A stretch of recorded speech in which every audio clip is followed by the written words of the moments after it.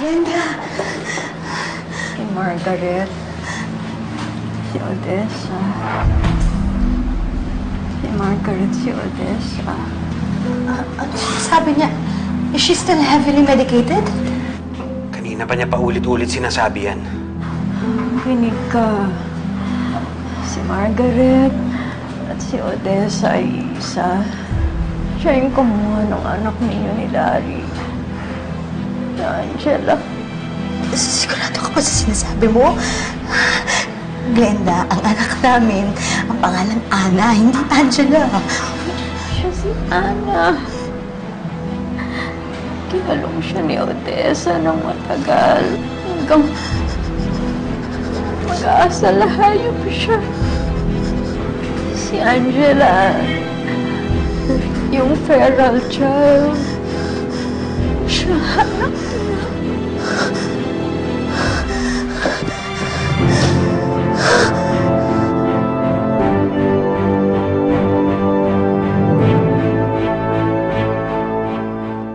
Si Angela, siya si Ana.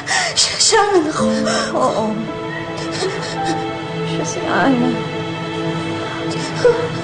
Sinubukan kitang tawagan noon, pero nahuli niya ako. Pag nabuko corner siya si Margaret. Kinulong niya ako, tinago niya ako. At pinagtangka ang patayin.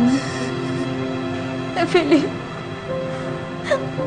si Margaret, si Odessa, demonyo siya. To you, Larry, take Margaret to be your partner for life. Do you promise to walk by her forever in love, help, and encourage her in all she does? Do you accept her as your lawfully wedded wife, now and forevermore?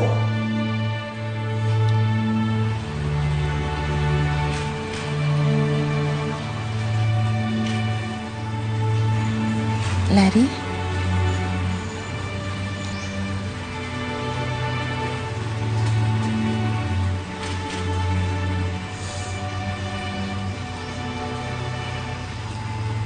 Sandali! Itigil niyo yung kasal!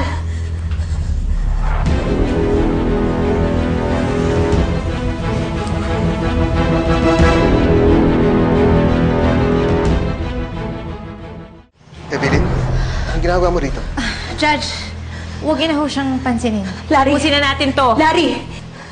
Yang babaeng pakakasalan mo? Yang si Margaret? Siya si Odessa! Ano? Huwag kang maniwala sa kanya. Ginugulo lang niya yung kasal natin. Ginugulo lang niya tayo. Ikaw ang matagal lang ng gulo sa pamilya ko. Kapal ang mukha mo. Gising nga si Glenda. Sinabi na niya sa akin ang lahat. Larry, siya kumuha sa anak natin. At nagpapanggap siya bilang Margaret dahil gusto kanyang makuha. Matagal ka nang niloloko ng babaeng yan. Hindi ko alam sinasabi mo. Sinungaling ka? Huwag kang gumawa ng kwento. Ganyan ka na ba kadesperada, ha? Larry, huwag ka maniwala sa kanya. Ako si Margaret. Hindi ako si Odessa. Han, ako ang paniwalaan mo. Evelyn, ano to? Larry, kilala mo ko. Hindi ako gagawa ng ganitong kwento. At kilala mo rin si Odessa, di ba? Alam mong baliw yung babaeng yan. Maniwala ka sa akin, Larry. Yan si Odessa! Yang Margaret na yan si Odessa! Mag-usap na tayo. Larry! Odessa. Odessa. Siya nga si Odessa. Angela.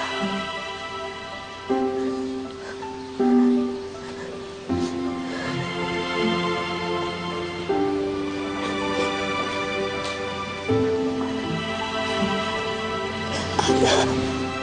Anak.